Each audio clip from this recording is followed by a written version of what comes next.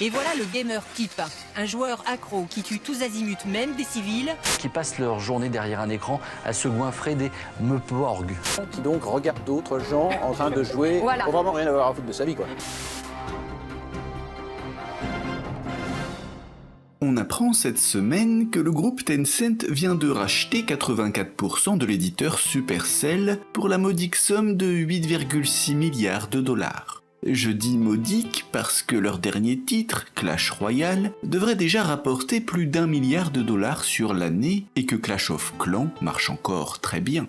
Ce qui fait du géant chinois la plus grosse compagnie de jeux vidéo au monde, Bolloré à côté. Et la véritable force de ce Tencent, c'est qu'il profite également de la croissance de ses concurrents. En 2011, il rachetait 93% de Riot Games, le développeur du succès incontestable en e-sport League of Legends, avant d'acquérir les 7% restants en fin d'année dernière. En début d'année, Tencent augmentait sa part de l'éditeur Glumobile et son très performant Kim Kardashian Goes to Hollywood à hauteur de 21,5%. Et rappelez-vous aussi quand le groupe Activision Blizzard avait voulu s'émanciper de Vivendi. Activision Blizzard avait monté un consortium pour acheter 25% de ses parts. Eh bien, un des plus gros investisseurs de l'époque était bien sûr Tencent. Alors, quand bien même Overwatch détrônerait League of Legends sur le podium e-sport, rien d'alarmant pour Tencent puisqu'il est gagnant sur les deux tableaux. Et si Paragon, le MOBA compétitif d'Epic Games, venait à percer, Tencent serait encore gagnant puisqu'il détient presque la moitié de ce studio. Ce qui fait de lui au passage le copropriétaire d'un des moteurs les plus utilisés, l'Unreal Engine, qu'Epic pousse notamment sur le marché de la VR.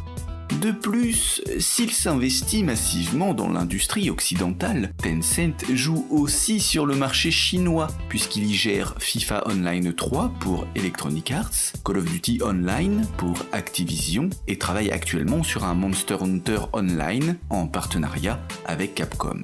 Il a d'ailleurs récemment exprimé le souhait de travailler sur la licence Street Fighter. Bon.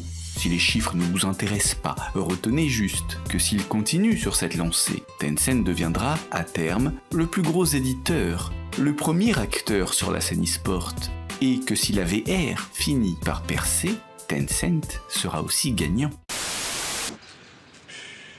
Pourquoi t'as volé la mobilette là?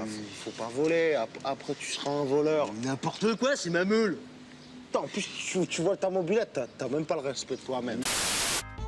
Acheter des bundles à prix cassé mène souvent à se retrouver avec des clés de jeu en double, voire en triple. Une situation suffisamment courante pour que certains y voient se dégager un business model. C'est le cas de la société G2A qui permet à tout un chacun de revendre ses clés non activées. Une bonne idée qui permet à G2A de passer le cap des 10 millions de ventes en à peine 6 ans d'existence. De quoi décrocher le prix de l'entreprise exceptionnelle à la croissance rapide au Global Business Excellence Award en avril dernier. Une activité suffisamment lucrative pour attirer des brigands, qui utilisent alors la plateforme comme outil de recel. Le principe pour ces utilisateurs malveillants est simple, acheter des centaines de clés avec des numéros de cartes bancaires dérobés par vol ou par phishing. Ils commandent des montagnes de clés sur des sites comme Humble Bundle ou même directement sur le site de l'éditeur pour les revendre sur G2A à prix cassé. Ce qui constitue devant la loi du blanchiment d'argent. Et c'est ce qui est arrivé récemment à l'éditeur Tiny Build qui estime, chiffre à l'appui, avoir perdu 450 000 $. Le PDG de l'éditeur a alors contacté G2A en demandant que les clés volées soient retirées de la plateforme tout en demandant une compensation financière pour les pertes enregistrées. Ce que refuse évidemment G2A, qui se dédouane, tant qu'on ne lui fournit pas la liste exacte des clés suspicieuses pour les comparer à sa base de données. Chose ô combien difficile. Rappelez-vous, en janvier 2015, G2A se voyait accusé par EA et Ubisoft de vendre des clés volées et ses éditeurs avaient décidé de désactiver eux-mêmes nombre de leurs clés suspectes. Mais cibler précisément les clés correspondant aux achats frauduleux s'est avéré compliqué, même pour ces gros éditeurs qui ont ratissé un peu trop large, créant la gronde chez des acheteurs légitimes, obligeant à réactiver des clés. Ce qui fait qu'au fil des scandales de clés volées qui se succèdent depuis 2014 maintenant, aucun ne réussit à prendre en défaut G2A, faute de pouvoir citer les clés litigieuses avec précision. Mais ce qui surprend, quoi qu'il en soit, c'est l'étonnante souplesse de G2A. TinyBuild fut surpris de constater que 5 minutes lui suffisaient pour mettre en vente des centaines de clés pour un même utilisateur. Là où des sites comme eBay se montrent de bonne foi en fixant une limite de vente par individu pour les particuliers afin d'éviter d'être malgré lui un lieu de recel. Comment nous faire croire qu'un particulier vendant des clés d'un même jeu en quantité industrielle ne mette pas la puce à l'oreille à G2A ? Imaginez, me voilà débarquant à Micromania pour revendre mes 220 exemplaires d'Uncharted sous blister et sans numéro de ciré. Aucun vendeur n'aurait l'audace de jouer la carte du « Ah non, j'ai pas vu le problème, un passionné peut-être ». G2A joue cette carte, si comique soit-elle, laissant aux particuliers le soin de vendre des grosses quantités de clés inutilisées et, quel que soit le rythme des scandales, en s'entêtant pour ne pas proposer ne serait-ce que le début d'une restriction d'usage. Alors, le ward de la croissance rapide est attribué à G2A ? Tu m'étonnes.